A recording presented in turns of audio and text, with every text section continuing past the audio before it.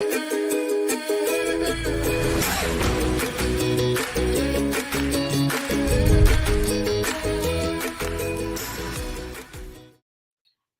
and thank you for joining another episode of Women Lead TV, brought to you by Connected Women of Influence.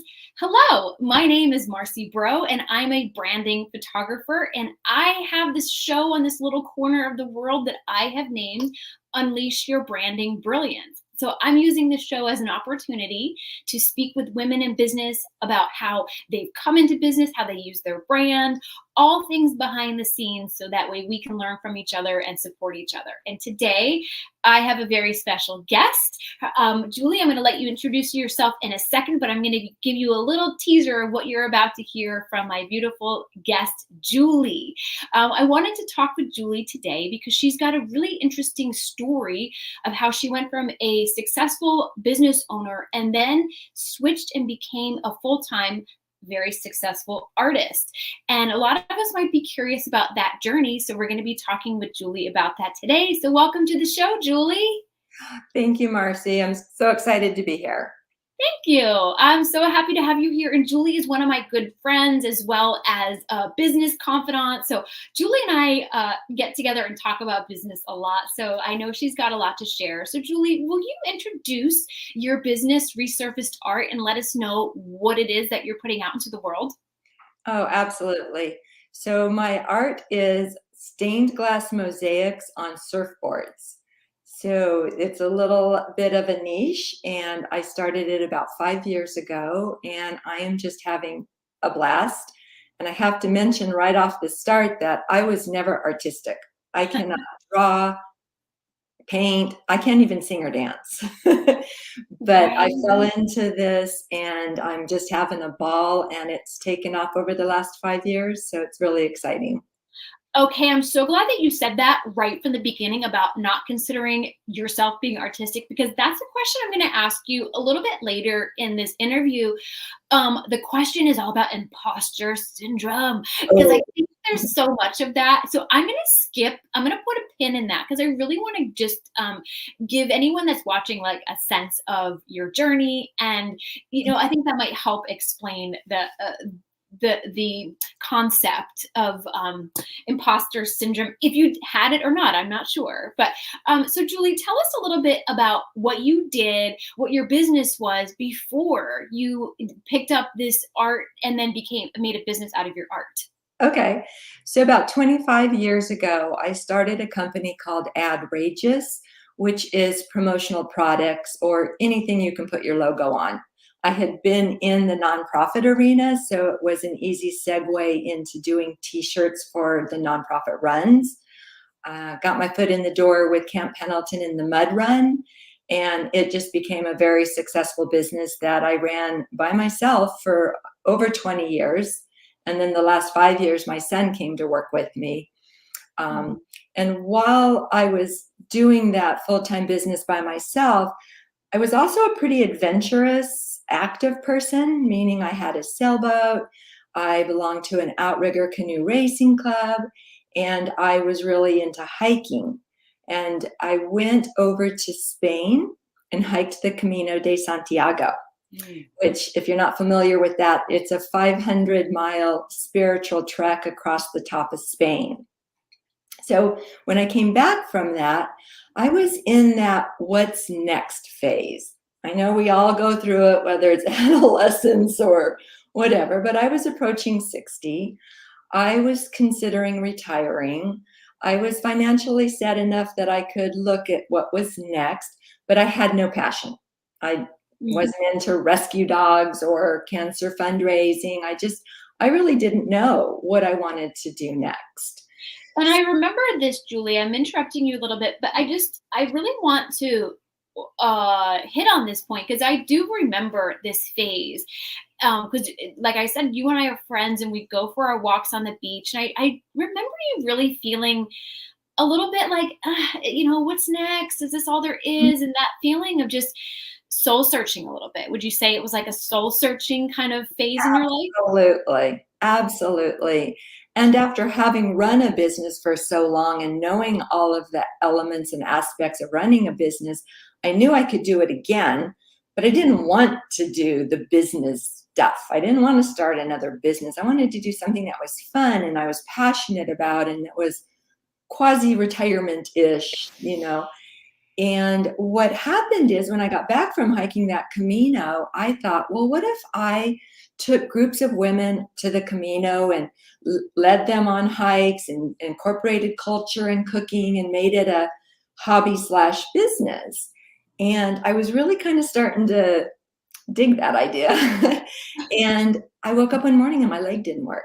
I hadn't had an accident or an injury, but my leg just wasn't supporting me. So I thought, well, heck, I'm not going to lay here on the couch while the doctors and chiropractors and holistic folks figure this out. So I signed up for a couple of MiraCosta College art classes.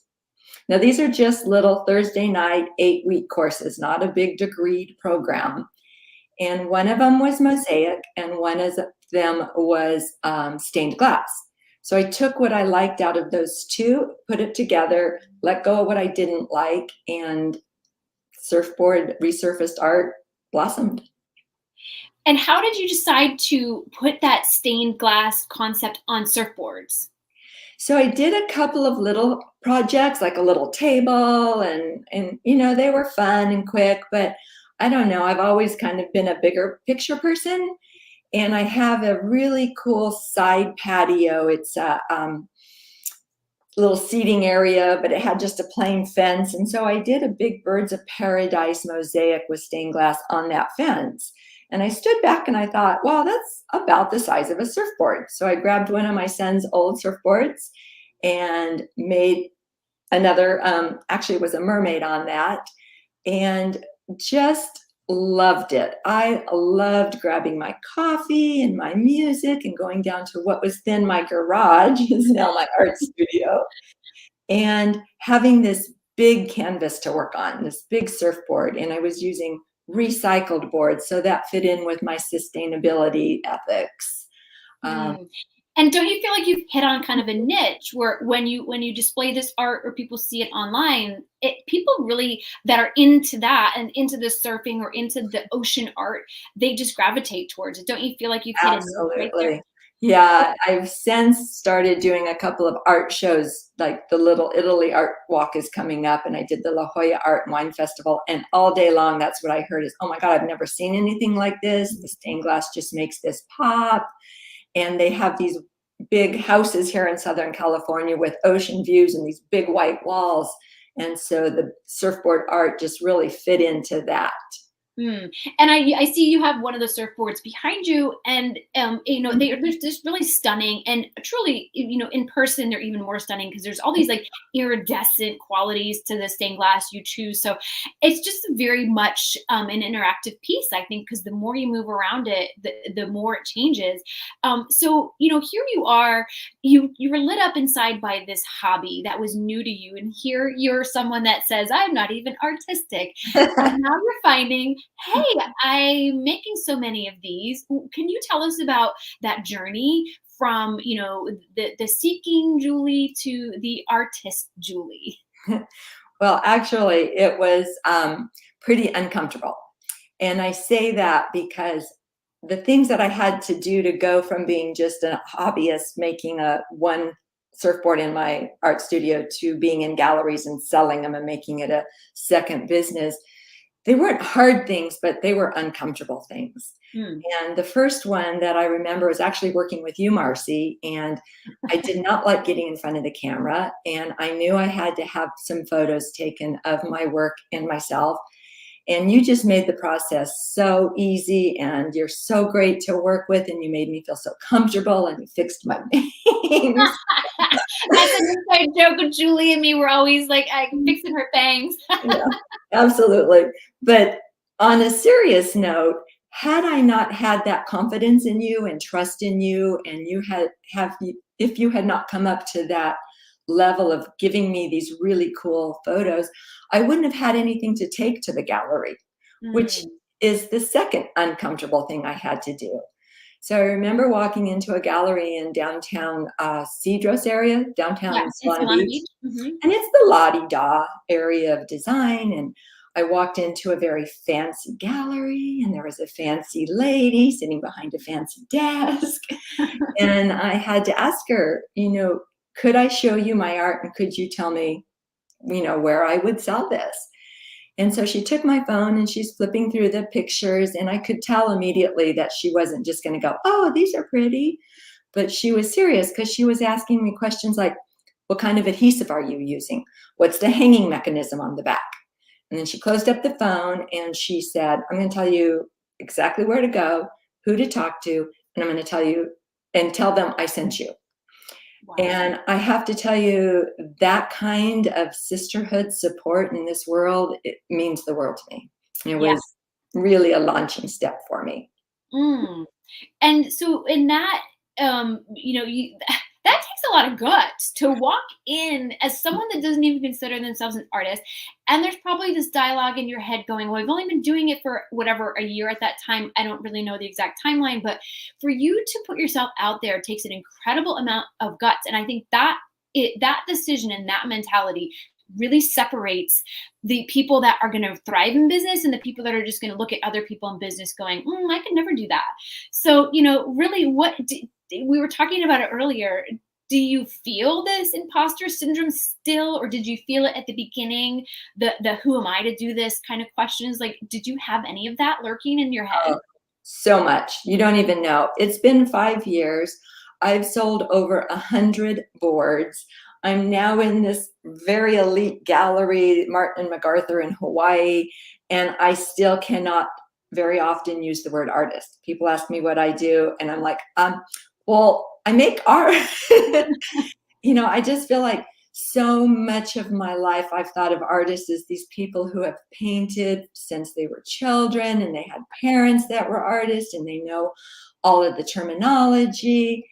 And I just felt really humble, I think is a better word than imposter. But yes, definitely. And I still have that, but I think that humbleness keeps me true and authentic, and I'm just having fun. I mean, it's so much fun. That really cheesy old saying, if you do what you love, they will come, or the money will follow, or all of those things. It's very, very true. And I think I've learned that if I trust my intuition and I trust the universe, that the universe is more creative than I am. That's a good way of saying it. And it goes back to the, you had one idea in your head of, leading retreats or women's trips to the Camino. And then the universe or whoever's up there, is going, ha ha, joke's on you. You woke up with kind of that frozen knee. And, if it wasn't for that, what at that point must have seemed like such a derailment in your plan. If it wasn't for that, this other, the tap from the muse on the shoulder might not have ever happened, right?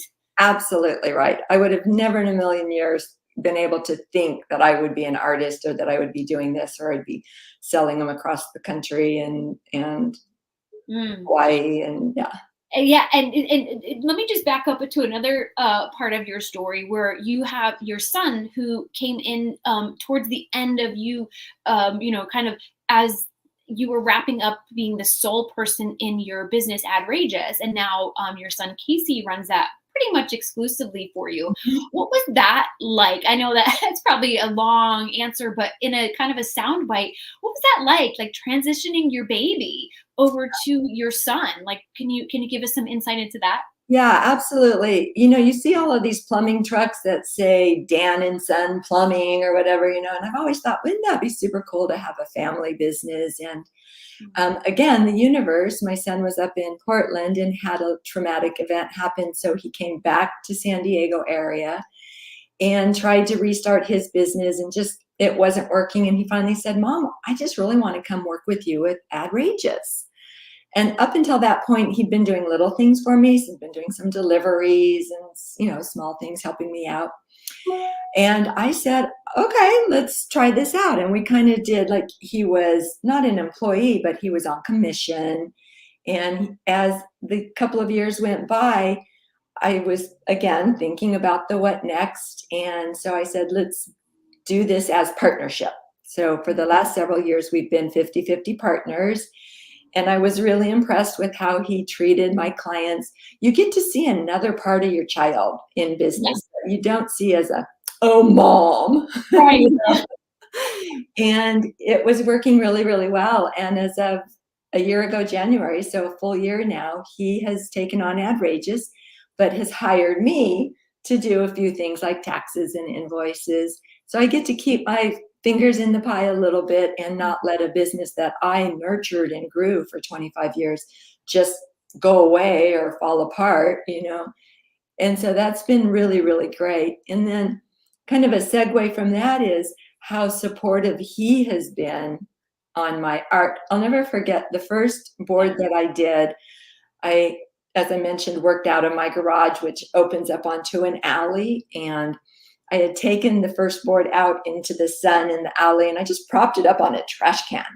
And my son took a picture of it and posted it on his social media and said, "My mom has found her calling."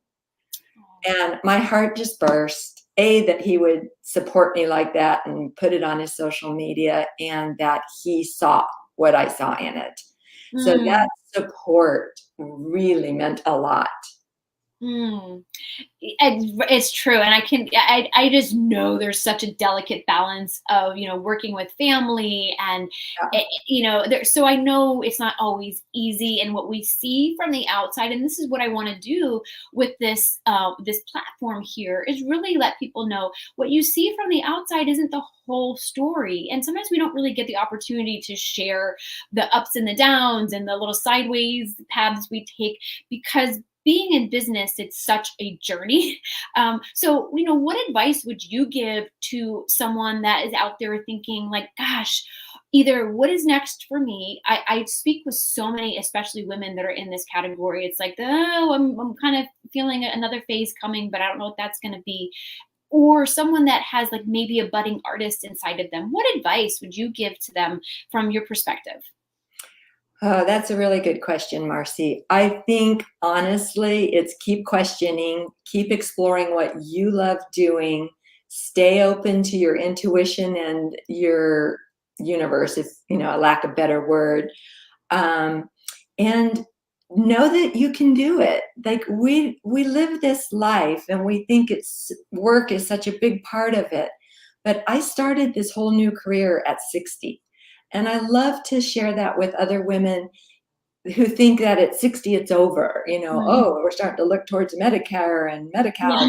rather, and there's so much more out there, and keep in touch with your friends, and the feedback and support you get from them is instrumental.